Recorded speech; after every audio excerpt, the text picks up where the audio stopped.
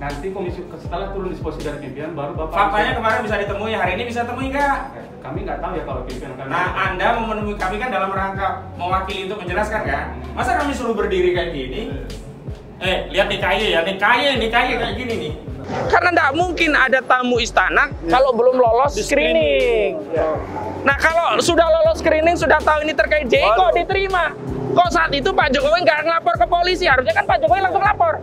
Ini ada anggota JI, saya laporkan, barusan saya terima. Nah, karena Pak Jokowi nggak lapor, kan logikanya harusnya dia kena juga pasal 13C ini. Posisinya ternyata dari 3 majelis hakim, itu 2 itu bukan beragama Islam.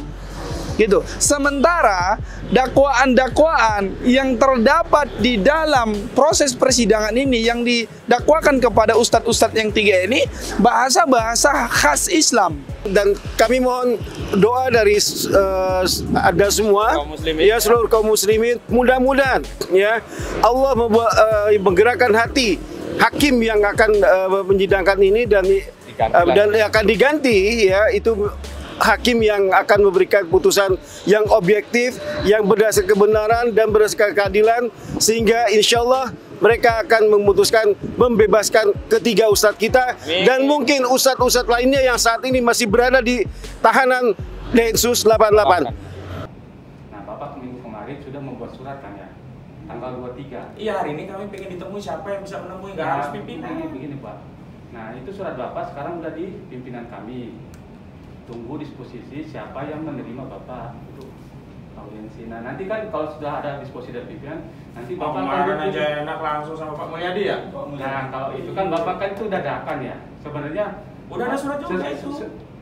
Secara resmi sih harusnya ada suratnya sudah itu. Nah, suratnya itu saya jelasin ya. Surat udah dikirim, udah diterima, kami udah terima, kami lapor. Kami mau nggak diterima waktu itu. Begitu saya marah-marah baru turun Pak Mulyadi. Seharusnya apa lembaga itu harus marah-marah dulu baru ditemui? Seharusnya nanti komisi setelah turun disposisi dari pimpinan baru Bapak. Faktanya kemarin bisa ditemui, hari ini bisa temui nggak? Kami nggak tahu ya kalau pimpinan kami. Nah, Anda memenuhi kami kan dalam rangka mewakili untuk menjelaskan kan? Masa kami suruh berdiri kayak gini?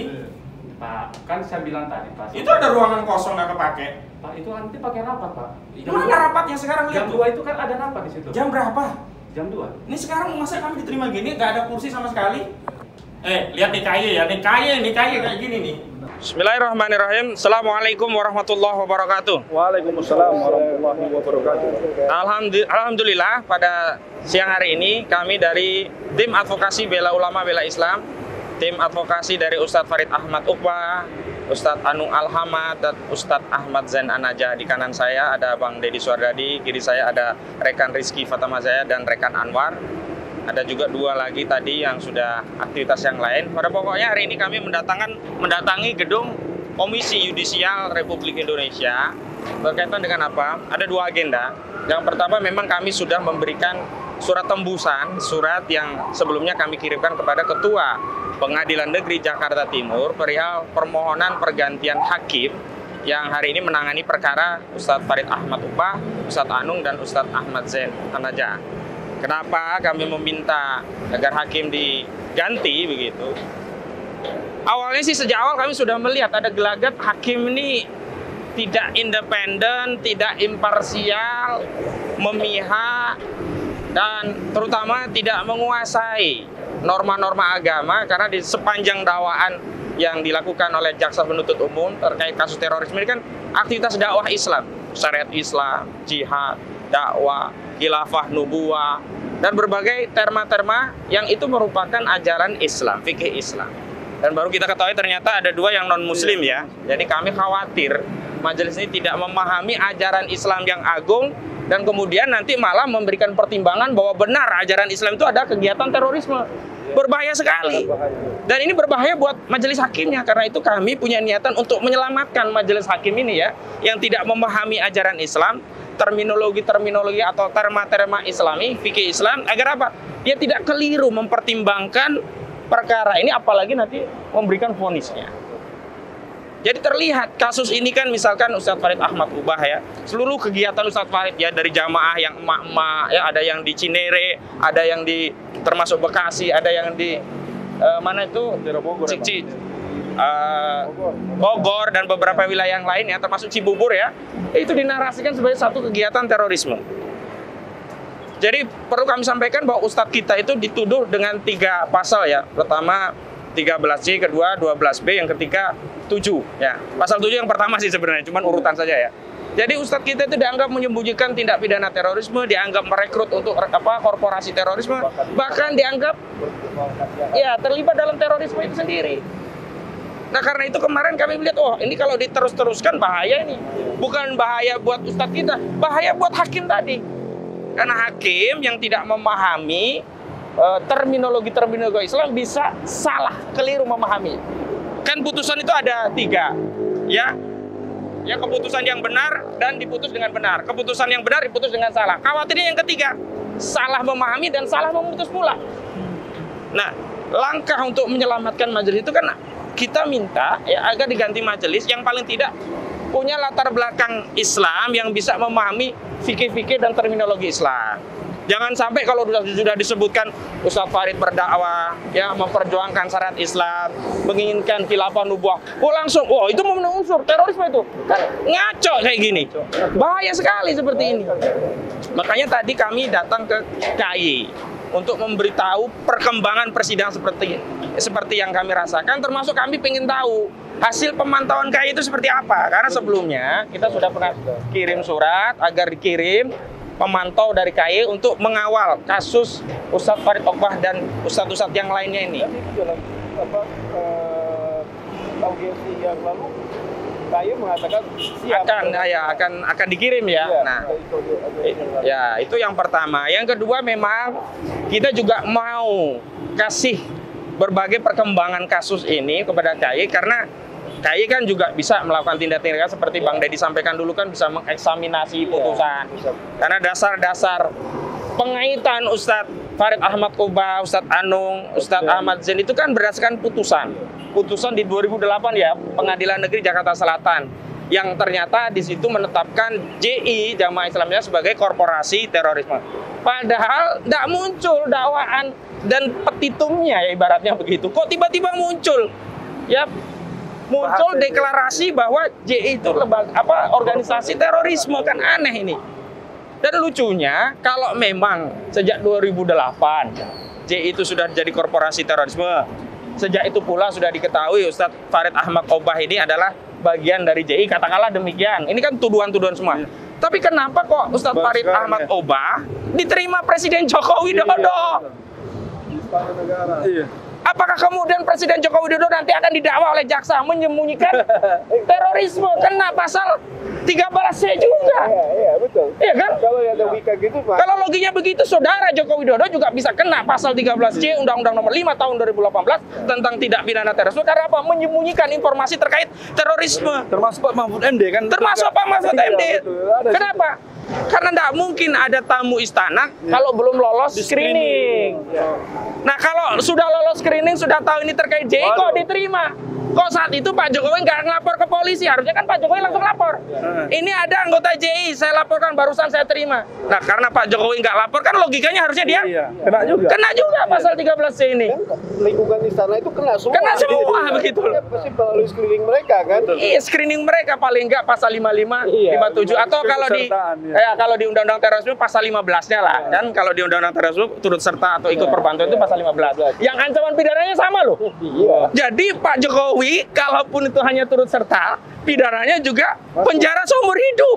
Pasal 7 kan penjara seumur hidup. Kalau logikanya begitu. Logikanya begitu. Nah, ini yang mau kami kasih tahu kepada KAI karena KAI juga punya kepentingan untuk mengawasi hakim-hakim, apalagi di tengah kacaunya sistem peradilan kita. Belum lama ini Hakim Agung kena OTT KPK.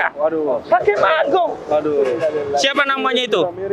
Ingat nggak namanya itu? Hakim Agung kan kena jadi tersangka suap ya, Dimyati, ya Sudrajat, Dimyati Sudrajat. Luar biasa ini. Nah, tapi sayang sekali tadi kami kecewa juga dengan KAI. Kita udah capek-capek nunggu, surat sudah dikirim seminggu sebelumnya, ternyata kita nggak diterima. Terus diterima katanya hanya 2. Yang awal 2 Bang. Terus kita yang lain berdiri. Habis itu karena kita protes masuk lagi. Diterima lagi jadi 3 di ruangan.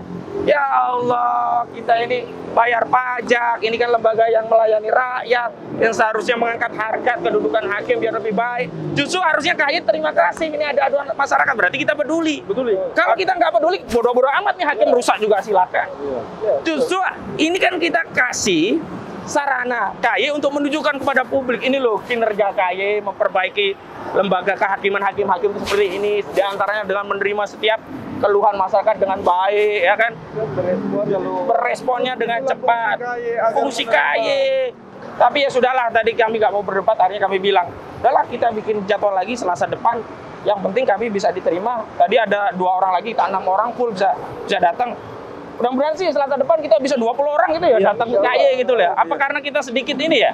Hanya 4-6 orang nggak dianggap begitu. Padahal kan kita punya legal standing sebagai warga negara Indonesia yang membayar pajak. Ini semua itu dibiayai pajak gitu loh. Dan kita juga sebagai pengacara, sebagai kuasa hukum. Iya, punya legal standing. Jadi itu dari saya. Selanjutnya Bang Dedi, silakan disampaikan. Ya, Assalamualaikum warahmatullahi wabarakatuh. Waalaikumsalam warahmatullahi wabarakatuh. Tadi seperti yang sudah disampaikan oleh rekan kami Ustadz Khosinuddin, kami telah jauh-jauh telah menyempatkan diri. Khusus hari ini, siang ini kami geser semua rencana-rencana kegiatan kami untuk datang ke KAY. Untuk apa? Untuk memberikan informasi kepada KAY, sekaligus kita menindaklanjuti apa yang audiensi pertama yang kita lakukan dengan KAY. KAY waktu itu menyanggupi bahwasanya akan mengirim perwakilan mereka untuk mengawasi jalannya persidangan Ustadz Farid Ahmad Ogbah ya. Akan tetapi kami juga nggak tahu apakah setiap kami sidang itu beliau itu ada, orangnya nggak ada. Karena orang yang nggak ada yang bilang gitu loh. Entah misalnya mungkin saja mereka pengawasan secara terselubung gitu ya. Jadi kita tidak tahu. Tapi sebenarnya harusnya sih kami diberitahu gitu. Kami dari KAY kita ingin tahu hasil pemantauannya apa. Hasil pemantauannya gitu ya? Apa? Makanya itu kami ke sini ya. Jadi ini adalah salah satu bentuk daripada kemudian kami terhadap lembaga hukum di Indonesia ya. Mudah-mudahan ke depan Selasa depan KAY bisa menerima kami dengan full tim. Kami itu nggak mau dikatakan begini. Kami masuk 3 orang, padahal yang datang cuma 6. Nanti dibilang kami itu nggak, sepertinya kami nggak kompak. Kami nggak mau. Yang datang 20 ya harus 20 masuk. Yang 6 datang harus 6 juga masuk. Ya. Mudah-mudahan, dan kami mohon doa dari ada semua ya, seluruh kaum muslimin, mudah-mudahan ya Allah menggerakkan hati hakim yang akan menyidangkan ini dan akan diganti ya, itu hakim yang akan memberikan putusan yang objektif, yang berdasarkan kebenaran dan berdasarkan keadilan, sehingga insya Allah mereka akan memutuskan membebaskan ketiga ustadz kita. Amin. Dan mungkin ustadz-ustadz lainnya yang saat ini masih berada di tahanan Densus 88. Terima kasih. Assalamualaikum warahmatullahi wabarakatuh. Assalamualaikum warahmatullahi wabarakatuh. Jadi sebenarnya ini kedatangan kita yang kedua gitu ya Bang ya, ke Komisi Yudisial. Gunanya adalah kita ingin menyampaikan proses-proses yang terjadi di Pengadilan Negeri Jakarta Timur dalam rangka persidangan dakwaan terhadap ustadz-ustadz kita, Ustadz Zen, Ustadz Farid Ogbah, Ustadz Anung, dan yang mana agar persidangan ini prosesnya itu objektif, gitu loh, agar sesuai dengan Kitab Undang Hukum Acara Pidana, begitu, dan tentunya sesuai dengan kapasitas majelis hakim, begitu loh. Dan tadi juga Bang Ahmad Khosinuddin sudah sampaikan, posisinya ternyata dari 3 majelis hakim itu 2 itu bukan beragama Islam, gitu. Sementara dakwaan-dakwaan yang terdapat di dalam proses persidangan ini yang didakwakan kepada ustadz-ustadz yang 3 ini bahasa-bahasa khas Islam. Bahkan di sana ada bahasa dakwah, bahasa jihad, bahasa hijrah. Bahkan di situ ada doa kifarat majelis. Subhanakallahumma wa bihamdika asyhadu an la ilaha illa anta astaghfiruka wa atubu ilaik. Itu dimasukkan di dalam dakwaan. Bagaimana mungkin seorang yang bukan beragama Islam itu dapat memutuskan dakwaan itu? Ini yang juga menjadi menjadi pertanyaan kita, sehingga semua sepakat di kuasa hukum di PH-nya ini meminta agar majelis hakim yang menyidangkan proses ini diganti. Kenapa? Karena nanti bagaimana bisa kita katakan putusan akan adil? Secara latar belakang agama saja berbeda. Seperti itu. Ini bukan persoalan ini sara, bukan. Ini persoalan bagaimana orang objektif, tapi secara keilmuan, secara akidah itu tidak nyambung gitu loh. Ini kekuatan kami, mengapa kami meminta bahwasanya hakim mesti diganti. Yang pertama itu. Yang kedua, tentu kita melihat ada yang memihak di salah satu pihak. Itu pandangan kita di PH. Karena beberapa permintaan kita yang sejatinya sesuai dengan Kitab Undang Hukum Acara Pidana itu ditolak. Semua atensi jaksa dipenuhi. Iya. Sementara atensi jaksa, apa-apa yang diminta oleh jaksa itu dipenuhi. Misalkan kita meminta saksi dan ahli itu dihadirkan secara offline. Tapi pada faktanya hakim memutuskan bahwasanya secara online. Dikatakan bahwasanya boleh kita memantau di LPSK. Namun pada faktanya kita di LPSK juga dipersulit gitu loh. Faktanya. Itu sudah ketetapan. Boleh. Boleh. Iya. Padahal kita di LPSK itu seperti di bola-bola gitu. Kata mereka dua persepsi yang berbeda. Bahwasanya itu ruangan saksi dan korban itu katanya harus steril atau ahli itu harus steril lah. Bagaimana mungkin sidang yang di awal itu menyatakan hakim penetapannya boleh kita hadir di LPSK, secara melihat secara langsung kok tiba-tiba kita juga di LPSK diarahkan online. Lah, kalau di LPSK itu online, apa bedanya kita sama di Pengadilan Negeri Jakarta Timur gitu loh. Jadi ada sesuatu hal yang ganjil dan kita tanya itu LPSK. Ini atensi dari siapa? LPSK juga sampaikan, saya masih ingat sampaikan itu, kita juga ada rekamannya bahwasanya katakan ini juga atensi dari pengadilan. Ini kan apa gitu, peradilan apa dan demikian ini gitu. Bagaimana proses yang adil saja kita tidak dapat diwujudkan, apalagi putusannya. Nah, dugaan kuat kita ke arah sana, sehingga kuat kita meminta dan tentunya kita melaporkan guna kita ke KY ini adalah proses-proses yang ganjil dan menurut kita ini tidak fair begitu loh, memihak kepada jaksa. Oleh karena itu dugaan kuat kita. Gimana Bang? Mereka katanya itu demi keamanan buat para saksi. Padahal saksi yang ada itu adalah mereka yang ada di dalam rutan. Nah itu aneh gitu. Dan banyak saksi-saksi yang disampaikan itu adalah saksi yang juga sudah narapidana dan itu diamankan di Nusa Kambangan begitu loh. Ini kan luar biasa. Lalu apa yang dimaksud dengan kerahasiaan identitas, keamanan identitas lah? Kalau Densus 88 sudah mengamankan, penyidik sudah mengamankan, polisi sudah mengamankan, lalu apa yang dikhawatirkan? Ya menurut kami ini kan mengada-ngada saja alasannya gitu, agar mempersulit pembelaan kita terhadap ustadz-ustadz kita begitu loh. Nah, tentunya menurut dugaan kuat kami ini sebenarnya bukan lagi bukan hanya sebatas 3 ustadz sebenarnya.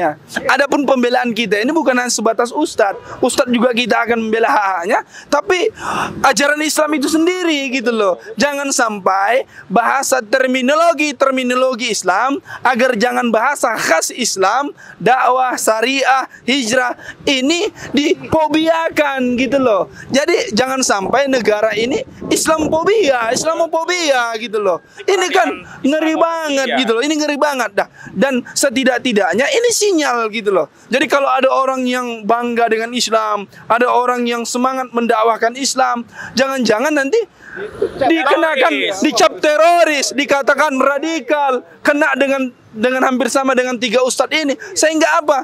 Banyak ustadz ini kaum muslimin itu takut dakwah, enggan dakwah, atau setengah-tengah dalam dakwah. Ini yang harus kita putus. Rasa ketakutan ini cap logo terorisme ini. Nah, Islam itu tidak mengajarkan kekerasan. Islam itu sangat luar biasa itu. Rahmatan lil alamin, rahmat bagi sekalian alam, bukan hanya sesama manusia, tapi semua sama tumbuhan, sama hewan, semuanya di Jakarta Raya ini. Jadi sangat tidak berdasar. Kalaupun ini dipaksakan, persidangan ini dipaksakan tetap disidangkan oleh dua majelis hakim yang tidak beragama Islam ini, menurut kami ini tidak akan mendapatkan keputusan yang adil. Dan inilah yang kami sampaikan, ingin kami sampaikan ke Komisi Yudisial agar proses ini dipantau oleh Komisi Yudisial. Dan pada faktanya di pertemuan kami yang pertama itu pihak Komisi Yudisial sudah sepakat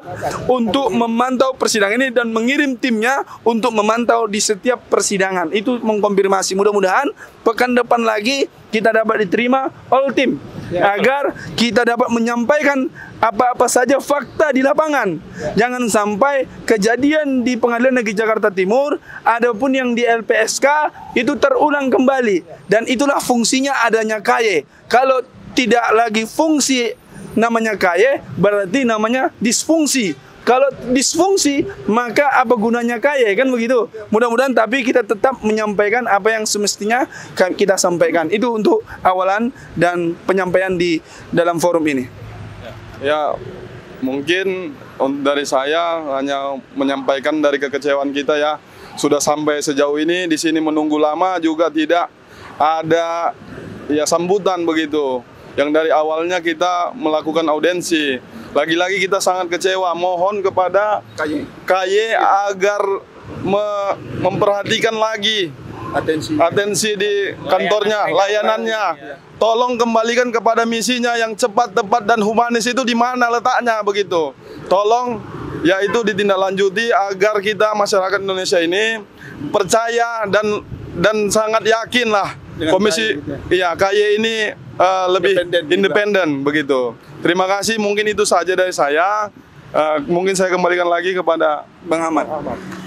Baik, itu saja yang bisa kami sampaikan. Kami himbau kepada seluruh umat Islam agar membersamai para ustadz ini dengan memberikan doa. Dan mudah-mudahan yang terakhir, tolong doakan kami tim hukumnya dilindungi oleh Allah Subhanahu Wa Taala, diberi kesabaran, diberi keikhlasan, sehingga bisa istiqomah dari awal sampai akhir terus mendukung dan membela para ustadz. Amin ya robbal alamin. Billahi fisabil haq fastabil qaharat. Wallahu muwaffiq ila aqwamit thoriq. Wassalamualaikum warahmatullahi wabarakatuh. Allahu akbar. Allahu akbar. Allahu akbar. Allahu akbar. Allahu akbar.